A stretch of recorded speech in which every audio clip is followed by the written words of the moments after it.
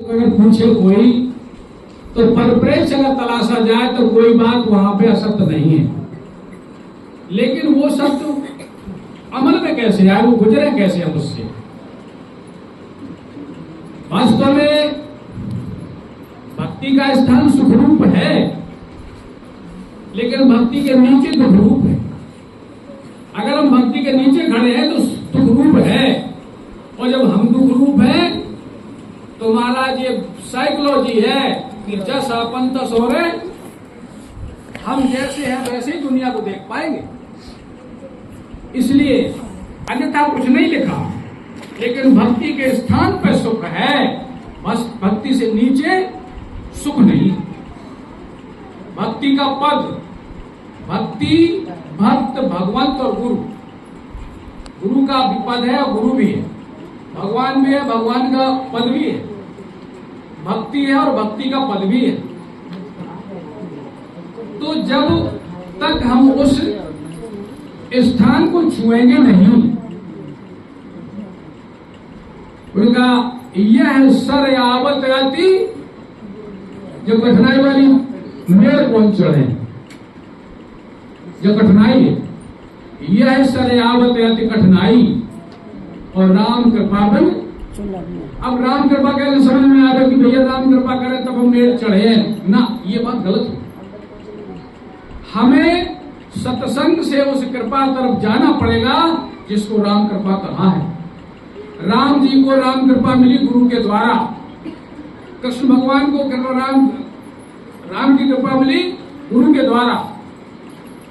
कृपा कांक्षी उसने कृपा कर दी। देखिए, हरि ने हमको जन्म दिया, ये उन्होंने कृपा कर दी महाराज। हरि ने जन्म दिया जगमाही और गुरु ने आवागमन नसाई। हरि ने क्या किया हमारे साथ? हरि ने 5 जोड़ दिए, साथ हाथ जन्म से आए, और गुरु ने नहीं छुटाए अनाथा। तो हरि की कृपा स्फुरित होगी, उसके पास तक हम तभी पहुंचेंगे जब गुरु की कृपा होगी।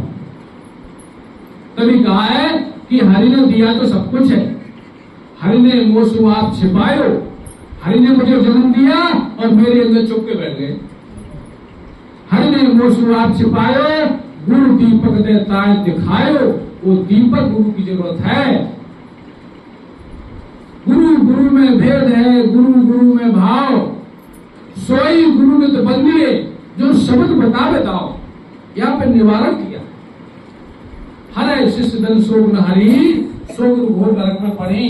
गुरु सब करते हैं, लेकिन जिस गुरु से भवसागर वाली समस्या, जिस गुरु से राम की कृपा, राम के होने पर भी राम की कृपा हम तक पहुंचे, ये तलाशे है, ये तलाश करना पड़ेगा। तलाश है जुस्त जीव में, जन्म को खोया नहीं करते, वो मंजिले मकसूद को पाया नहीं करते। जिसलिए हमें जन्म मिला मनुष्य शरीर में, वो हम तभी पाएंगे जब उसकी खोज करेंगे। कोई कहे कि सहज है, लेकिन कितने जन्मों के बाद तुलसी को सहज हुआ। महाराज भगवान बुद्ध को 100वें जन्म में सहज हुआ, ईश्वर प्राप्त है, लेकिन 100 जन्म में प्राप्त होने के बाद उन्होंने कहा प्राप्त है।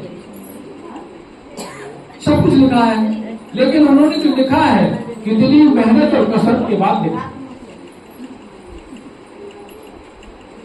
इसलिए प्रेमी बंधुओं, लिखा कुछ अन्यथा नहीं है, लेकिन उस लिखे को देखा कैसे? लिखा सुन के और पढ़ के और बाँच के नहीं देख पाएंगे, उसमें अपने को खपाना पड़ेगा।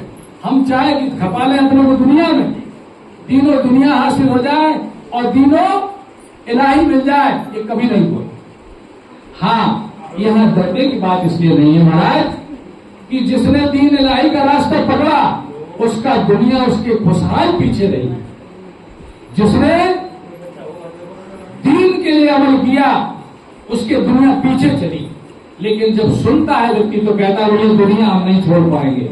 दुनिया छोड़ने को किसी ने नहीं कहा। हे अर्जुन, जब तक तू है तब तक शरीर से तेरे कर्म होगा, और कर्म होगा पहले चित्त में आएगा। लेकिन उन्होंने कहा है कि तुम मुझे स्मरण करता हुआ कर्म कर। इसमें एक तरकीब है। क्यों कि हम कर्मों को करते अन्यथा चिंतन भी तो कर लेते। हम काम कर रहे चिंतन अन्यथा हो रहा, तो हमारे संत कहते हैं कि जरा उलट लो अपने को, चिंतन करो मेरा, यानी मेरा माने सबके अंदर मेरा है, लेकिन उस मेरे पर बड़ा पर्दा कैसे हटे। हम तो मेरे का ये बन गए।